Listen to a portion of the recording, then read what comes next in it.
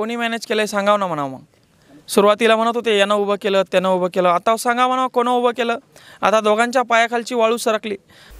निवडणुकांमध्ये काही उमेदवार उभे केले जातात आणि काही उमेदवार उभे केले की मग त्यांच्यामुळे कोणाला तरी फायदा होतो, कोणाला तरी नुकसान होतो आणि या गोष्टीमध्ये अशा पद्धतीनं काही उमेदवार उभे केले जातात, म्हणजे एकंदरीत मॅनेज केलेले जातात। असं समीकरण आपण राज्यामध्ये देशामध्ये मोठ्या प्रमाणात बघितलेलं आहे। मग अशाच पद्धतीतून जे जालना लोकसभा मतदारसंघातून निवडणूक लढवत आहेत अपक्ष म्हणून मंगेश साबळे यांच्यावर देखील त्याच पद्धतीनं आरोप होतोय की मंगेश साबळे हे सुद्धा मॅनेज उमेदवार आहेत आणि त्यांच्यामुळं कोणाला तरी फायदा आणि कोणाला तरी नुकसान देखील होणार आहे। याच प्रश्नावर नेमकं मंगेश साबळे काय म्हणालेत बघा हा व्हिडिओ।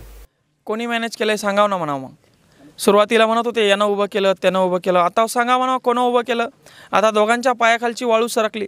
दादा हो, बापाला लिव्हर कापून देणारा मी माणूस आहे आणि बापाला लिव्हर कापून देणारा मी माणूस आईची खोटी शपथ खाणार नाही। मला आईवडिलांची जाणीव आहे आणि म्हणून हे दोघांच्या पायाखालची वाळू सरकली, म्हणून या ठिकाणी असले वक्तव्य करायला लागले। त्यांना कळेल 4 तारखेला कोण मॅनेज आहे आणि कोणी मॅनेज केलं आहे। हे बघा, प्रत्येक गावातला तरुण मंगेश साबळे या ठिकाणी झालेला आहे। ज्या ज्या गावात जातो त्या त्या गावात प्रचंड असा प्रतिसाद या ठिकाणी मिळतो आहे। कारण त्याचं कारणही तसंच आहे, जनतेला जनतेसाठी काम करणारा उमेदवार हवा, अर्ध्या रात्री रस्त्यावर उभा राहणारा उमेदवार हवा, त्यांच्यासाठी भांडणारा झगडणारा उमेदवार हवा, त्यांच्यासाठी त्या लोकशाहीच्या मंदिरामध्ये त्या झोपलेल्या देवताला जागा करणारा उमेदवार हवा।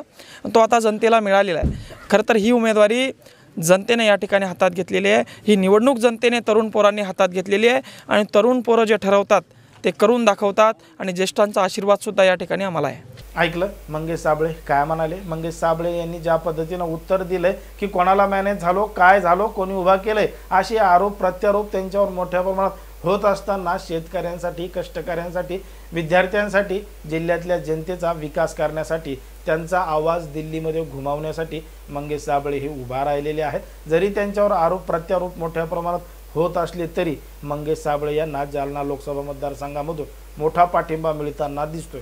तसं पाहायला गेलं तर मंगेश साबळे हे एका छोट्याशा गावचे सरपंच आहेत आणि एका गावचा सरपंच थेट आता लोकसभा निवडणूक लढवतोय, खासदार होण्याचे स्वप्न पाहतोय असं सुद्धा अनेक वेळा बोललं जातं। पण मात्र हे जे स्वप्न आहे ते मंगेश साबळे यांनी स्वतः पाहिलेलं नसून त्यांच्या गावकऱ्यांनी, आजूबाजूच्या परिसरातील लोकांनी, जिल्ह्याभरातल्या जनतेनं ठरवलं की मंगेश साबळे यांच्यासारखा एक उमेदवार सक्षम सुशिक्षित पाहिजे, म्हणून त्यांच्या पाठीमागे जनता उभी राहिली आणि म्हणूनच त्यांना आर्थिक मदतसुद्धा करते, त्यांना लोकसभेसाठी उमेदवारी देऊन त्या ठिकाणी निवडसुद्धा केलेली आहे। जर आपण पाहिलं तर मंगेश साबळे यांचा प्रचार प्रसार हा मोठ्या प्रमाणात चालू आहे।